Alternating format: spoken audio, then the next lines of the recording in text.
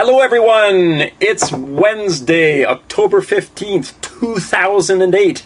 I'm Marcel Gagné, your host for WFTL Bytes, your occasiodaily FOSS and Linux news show.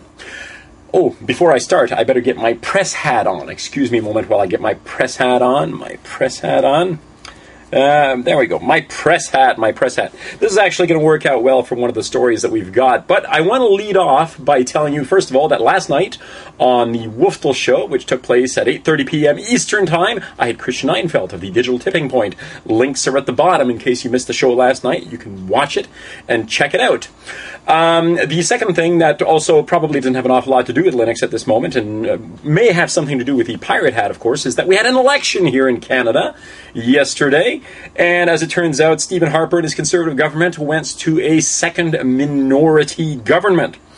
By the way, the election cost $300 million, and it was dissolved because Stephen Harper figured a minority government just didn't work. Well, apparently things aren't going to work for another couple of years here either.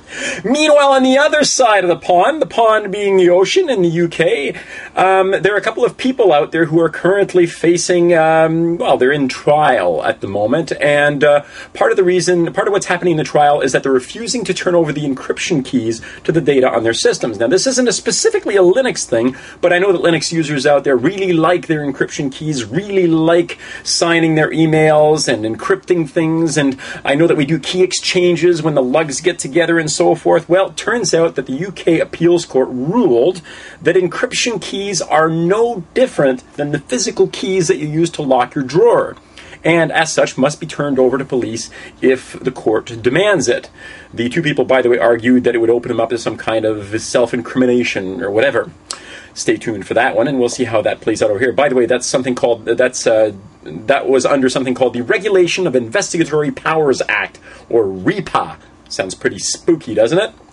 On better news, perhaps back on this side of the pond and all over the world, in fact, OpenOffice.org 3.0 was released to wide acclaim, and of course lots and lots of excitement, and the excitement was so high and the demand so great that the servers crashed. Yes, that's true. OpenOffice.org demand was so high that they just couldn't keep up.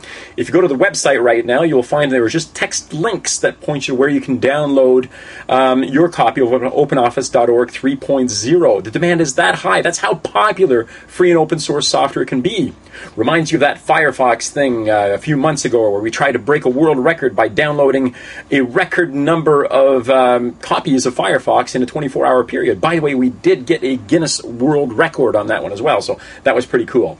If you want to try out OpenOffice.org 3.0 and you don't want to download it, you can go to altio.com, which allows you to try running it, or not try running it, but actually running it in a Java window in your Java-enabled browser. Altio.com, by the way, also produces a Linux distribution based on Ubuntu. So you can check that out and download it if you want to try it out. And you can also run that Linux distribution also in a web browser. Pretty cool. Check it out, altio.com. There's an interesting story. Again, the links are at the bottom of this video. There's an interesting story that tells us about how Linux helped 5 poverty-stricken countries, or countries that had serious financial difficulties. They happen to be Spain, and of course that relates back to the Extremadura story, where tens of thousands of Linux desktops were deployed. Russia, India, Brazil, because Brazil loves Linux, and the Philippines. It's an interesting story. Check it out. Success stories for Linux in countries where free, in terms of free as in beer, was very, very helpful because the money just wasn't there for the proprietary software. And finally, also remotely connected to that last story, there's an Ubuntu story that talks about why Ubuntu is so much cooler than Windows in terms of adoption, and it has to do with how many languages it's been translated into. The person who is writing the article, again, links are at the bottom, claims that Ubuntu 8.04 is available in 150 different languages. It's 150, and that doesn't include dialects, so it's not like UK English, US English being 2 languages. That still just qualifies as 1. In comparison, Windows is only available in 43 languages.